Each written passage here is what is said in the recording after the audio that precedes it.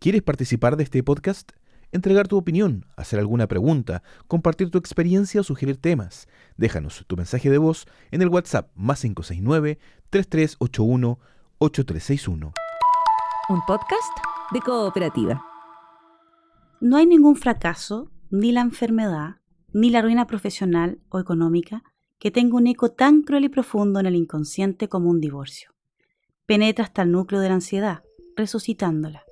La herida provocada es más profunda que toda una vida. Tu mente en calma. Es una presentación de Cooperativa Podcast. Esto es de una película que es grande, ¿no? De un tema que es muy profundo. Es uno de los temas, diría yo, que más consulta tienen el psicólogo, con abogados, ¿no? Es lo que más nos cuesta. Separarnos de una pareja es un proceso tan profundo como un duelo. Es una pérdida emocional que requiere ser trabajada, reflexionada. Se necesita trabajar ese dolor para volver a retomar la vida que teníamos, aunque es la idea que no creemos cuando estamos pasando por esta fase tan oscura que es separarse de una pareja. ¿Cómo estás, Bruno? Hoy día, compañero, para hablar de un tema, de este tema, ¿no? ¿Qué piensas de esta frase, no? Hola, Lore. Buen día. Buen capítulo. Potente. Me parece que es súper importante, primero que nada, lo que hace la frase es enmarcar el impacto emocional que tiene una separación. Y pensaba en la palabra separación en sí misma, ¿no? Como, porque divorcio es otra palabra, pero separación es muy fuerte la palabra. Sí. Separas algo que estaba no separado. Entonces, muy potente el tema que vamos a hablar hoy. Vamos a entrarle por distintos ángulos con toda la amabilidad que requiere y darle la densidad. Pongo sobre la mesa que yo he vivido 2 separaciones en el cuerpo, entonces voy a hablar desde primera persona y desde psicólogo también, que es el trabajo que he desarrollado. A partir de mi primera separación, estaba intentando cómo explicarle a mi hija lo que pasaba y busqué en la literatura y no encontraba libros con respecto a la perspectiva del papá. Y terminé escribiendo yo el libro. Se llama Antonia ahora vive en 2 casas, para poder ponerle palabras a este proceso, como tú bien dices, de reconstrucción. En ese entonces se hablaba en términos legales de la relación que se establece con el padre luego de la separación como visitas. Mira la importancia de las palabras y visitas, ¿no? Qué difícil construir una cotidianidad desde ese nombre. Hoy en día, afortunadamente, se llama cuidado regular. Entonces, cuidado compartido, ¿no? Que te da otro margen de acción totalmente para el proceso de reconstrucción de vida. Absolutamente, ¿no? Lo desafiante que es este proceso de separación de una pareja cuando hay hijos, ¿no? Exacto. Más desafíos, más obstáculos, pero también lo disruptivo que es separarse, ¿no? Dejar de amar a alguien, dividir caminos, es una pérdida, es como una caída libre. Y creo que hay literatura, pero creo que está más enfocada a veces hacia cosas legales o cosas muy estructuradas. Y me pasa a mí que en terapia lo primero que digo es, tú estás viviendo una pérdida emocional tan grande como la muerte, porque tiene ese peso. Y el trabajo es aprender a vivir de nuevo, es aprender a tener un anhelo de nuevo. Y eso es una tarea titánica, ¿no? Cuando estamos en pareja, uno se acostumbra casi fisiológicamente a alguien. Totalmente. Al olor de alguien, a la voz de alguien, a un lado de la cama, a una manera de pensar en conjunto. Entonces, vivir como, aunque haya independencia, pero cuando uno está en pareja está en un plan común, ¿cierto? Un proyecto común, desde un almuerzo hasta salir al cine y todo, ¿no? O la crianza de los hijos. Entonces, es una caída libre, es un shock en la vida de las personas y cuesta pararse de eso, porque no hay manuales y cada persona lo vive de una manera bien traumática. O sea, implica un trauma, implica una herida, pero de esa herida pueden salir cosas tan maravillosas como un libro, ¿no? No, total. ¿Cierto? Total, Se desarrolla eso, ¿no? Esa habilidad individual. Sí, entonces primero como enmarcar la potencia emocional que tiene una vivencia traumática, se desconfigura.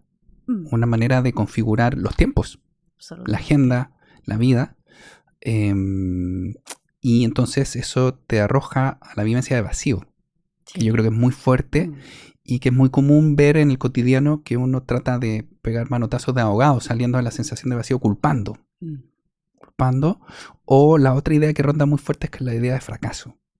Como, sí, es la que o más... culpar al otro o culparse a uno mismo, ¿no? Como de fracaso. Y eso como que ayuda a que tome más tiempo salir de ahí, de la sensación de vacío, porque no puedes como sopesar qué fue lo que pasó. Y acá es súper importante enmarcar, creo yo, y lo hemos hablado otras veces también, en que no hay una única manera de separarse, pero separarse implica separarse. Y seguir peleando muchas veces es no separarse. Absolutamente, ¿no? Como la misma dinámica que te separó, no puedes seguir primando durante tu separación, que es algo que suele pasarnos, ¿no? Las relaciones, los vínculos, ¿no? Se establecen de una manera y se siguen, en el fondo, reproduciendo. Entonces... Por ejemplo, uno pudiera decir, si esta dinámica no funcionó estando casados, tener la expectativa de que funcione estando separados es comprarse una frustración. Totalmente, ¿no? Y la letra chica de eso es seguir vinculado en la dinámica. Y creo que es lo que más nos toca ver en procesos de acompañamiento, ¿no es cierto? Como seguir peleando con el ex o la ex de maneras muy similares a cuando estabas viviendo juntos. Tiende Entonces a pasar cuesta eso. mucho hacer, o sea, toma mucho tiempo o toma más tiempo hacer ese proceso de reconfigurar los vínculos y relacionarse de otra manera. Absolutamente. Entonces separarse es como interrumpir la continuidad de una vida. Claro. Y yo creo que hay que tomarlo con esas palabras, que no es dramatismo, sino que emocionalmente es eso. Claro. Y pasamos por ciertas fases, ¿no? Como una primera fase es esta fase del dolor, ¿no? De la pérdida, del vacío que dices tú, de cuando tienes que hacer un traslado de casa, ¿no? Esta no es mi casa, este no es mi hogar, esto es lo que yo no quería. Y podemos transformar esta transición en una prisión, una verdadera prisión, ¿no? Casas blancas, casas... Exacto. Porque uno rechaza la experiencia, Casas ¿no? no hogares. Casas no hogares. No sé qué es esto es una celda, yo no quiero vivir aquí. Viene toda esta etapa también de idealización, ¿no? El duelo es una etapa de purgar el dolor que hay que pasar. Sí. Pero viene también esta idealización del pasado, ¿no? Éramos tan felices. ¿Qué pasó? Como si viniéramos llegando como un planeta, ¿no? ¿Qué hice mal? ¿Qué hizo mal? ¿Cómo? Si estaba todo... ¿Cómo si decía que mamá? O sea, tenemos muchos de esos cuestionamientos de primera fase, pero es importante reconocerlos, ¿no? Reconocer esta dinámica sin la idealización que nos lleva al sufrimiento, ¿no? Como esta primera parte diríamos que es como aceptación, parte, ¿no? Exacto. Y agreguémosle un dato como de contingencia, que hoy en día, no sé qué opinas tú, Lore, pero es mucho más común que hayan separaciones. Absolutamente. En los colegios, reuniones de apoderados, ¿no es cierto? Es más cotidiano en esta nueva realidad. Trabajo híbrido, más diversidad de todo tipo, y es mucho más común que haya separación. Entonces ese es para poner como otro elemento que quiere decir la vida no se acaba. Sino que va a comenzar de otra manera. Pero no lo sabemos, ¿no? Yo creo que en ese proceso de reconstrucción no sabemos que lo que tiene que volver es una gana de vivir, ¿no? Pero no con esa dinámica a la cual estábamos acostumbrados. Entonces hay que despedirla, honrarla, pero no quedar anclados al pasado en esa idealización. Pasa que también viene una negación de las dinámicas, una negación de los conflictos, porque cuando uno terapéuticamente empieza a ahondar y la persona dice, estaba todo bien, no sé qué pasó, ahondando tú ves que hay un distanciamiento, ¿no? Las cosas no terminan un día, sino que vienen terminándose mucho tiempo, ¿no? A veces esta etapa dura mucho, ¿no? Sí. Yo estaba acá le quiero rendir honores a mi psicólogo, que él me dijo que uno, puede sonar como esta frase de psicólogos, pero no lo es tanto. Uno se separa antes de separarse. Absolutamente. Hay algo que se va quebrando. Y normalmente uno de los dos toma la decisión. Y entonces al otro le puede tomar más tiempo porque esto del elefante en la habitación, quizás no quiso ver las señales. Entonces, volvemos a enmarcar este proceso de duelo que, lo que quiero decir con esto, que no es, obviamente, es como obvio, pero no es necesariamente al mismo ritmo el proceso de duelo de las dos personas. Quizás uno de los dos está más disponible para tener una conversación en un espacio más sano y la otra persona quizás está muy dolida aún. Entonces, el ritmo de este duelo... Se cocinan diferentes, ¿no? Sí, Claro. el ritmo emocional. Y por eso pasa como estas acusaciones, ¿no? Él ya lo superó inmediatamente, yo estoy sumido Claro. en el dolor, Claro. ya empezaste a andar tu vida y ¿cómo me dejaste en esta desolación? Yo creo que esas frases vienen mucho de los ritmos, ¿no? Exacto. Pero en esas frases hay como una demanda, hay una denuncia, hay una revancha. Pero es como un pedir revincularse, ¿te fijas? Como Exacto, seguir, sí. no me dejes No me dejes. sola con esto, solo con esto, ¿no? ¿Qué podemos sugerir ahí desde el rol de psicólogo o de lo que hemos vivido? Es como pedir ayuda, ¿no? Apoyarse en las redes o apoyarse con terapia y apoyarse con terapia. Rodearse de personas que te importen, no atormentarse viendo fotos del pasado, escuchando canciones, lugares comunes, lo que menos necesita como nuestra mente, nuestro corazón. Y hay otra cosa que tú dices, Lore, que es anticiparse a que va a venir, lo que decimos nosotros, ¿no? Sí. Las fechas difíciles. Sí. Fechas difíciles en separación. Son los cumpleaños de los hijos, las navidades, el año nuevo, aniversarios. Y eso, Graduaciones. que no te pille sin haberte preparado, avisándole a tus mejores amigos o amigas que te llamen, que estén atentos a ti en ese momento, porque esas son fechas... de descompensación, ¿no? De descompensación. Hay que asumirlas así. Sí. Y probablemente lo sean por mucho tiempo. Y entonces no ir como ingenuo, ingenua en que te explote esa fecha sin una separación previa. Ese es un buen tip, yo encuentro, como pedir ayuda previa. Sí, identificar, a veces están estas fechas que son como de película, ¿no? Normalmente el cine Sí. lo sublima muy bien, ¿no? Aquella Navidad que tú estás, o ves a tu hijo en la graduación y tú estás en un costado, todas Claro. esas imágenes son potentes emocionalmente, y también cada persona tiene horas y días complicados. Lo que yo he visto en mis pacientes, ¿no? Son los fines de semana los complicados. Exacto. Porque de lunes a viernes hay una rutina que más o menos se maneja, pero entra el sábado, y más el domingo crepuscular, que es algo que hablamos harto en terapia con todos mis pacientes, que es el ánimo crepuscular del domingo. Cómo esa caída al sol puede generar una sensación interna tan compleja de melancolía que puede hacernos mirar no con el cristal adecuado, ¿no? Entonces, sábado y domingo tienden a ser lugares emocionales difíciles Total. de habitar en una separación. Y como dices tú, no ir como tanteando a ciegas, sino que necesito el sábado estar rodeada de Sí. una amiga, salir incluso de aspectos familiares y entrar en aspectos individuales, porque también la separación tiene la recuperación de lo individual, También. ¿cierto? Entonces aparece el gimnasio, aparecen los hobbies, aparece como hay una recuperación de la individualidad. Y no es que estemos diciendo que es mejor, ¿no? Yo creo que un nosotros tiene sus virtudes, pero una vida soltero también tiene sus virtudes, ¿no? O separado. O sea, yo digo Adelante, que como tú uno de los quieras. mejores inventos de la separación es tener fines de semana dedicados a tus hijos y fines de semana sin hijos, libres. Exacto. Sí, totalmente. Quería reforzar otra idea, Lore, Ujú. que es que en este tránsito de la reconfiguración, lo que se reconfigura todo, y entonces creo que es importante hacer algunas distinciones a propósito de cuánta cercanía o no mantener con los ex y eso.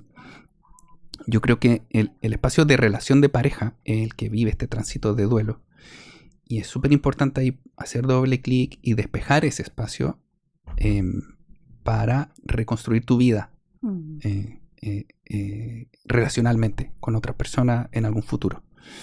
Y hay otro espacio que es el espacio familiar, que permite y que es muy saludable mantener cercanías ahí, mantener logísticas de coordinación entre los dos padres, porque eso hace bien a todos. Yo contaba mi experiencia que en mi primera separación se llamaba visitas, y por supuesto eso tiene la letra chica de la sobrecarga histórica que han tenido las madres en los procesos de separación, ¿no es cierto? La carga doméstica, ¿no es cierto?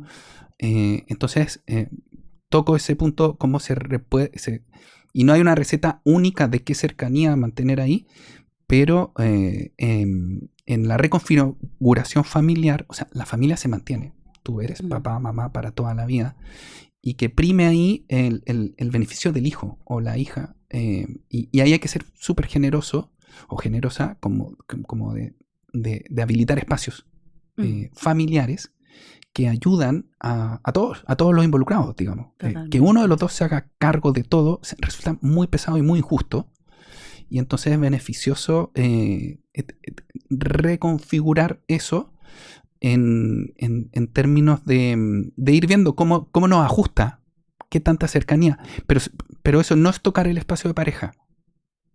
Son espacios que es muy saludable que se separen en aras de reconfigurar la vida. Porque y esto lo puedo decir, muy contento de la experiencia que yo he vivido, que se sale adelante y se sale fortalecido. Totalmente. Y todos pueden ganar de este proceso, porque lo que hemos más intencionado en este capítulo es como la parte del duelo, y por cierto que es bien doloroso. Pero también está bueno poner el otro punto, que si antes en la familia se seguía la relación de pareja a la fuerza, aunque ya no funcionaba, no sé qué negocio era eso, ¿no? Para los hijos, para las mismas personas involucradas. Y hoy en día, si algo no está funcionando, quizás lo mejor es reconfigurarlo y que sea lo mejor para todos. Y eso me ha pasado a mí, en mi caso. Y eso puedo dar fe y como transmitirlo, ¿no? Totalmente. A quienes nos están escuchando, que se sale adelante y se puede salir muy fortalecido y ganando redes de apoyo.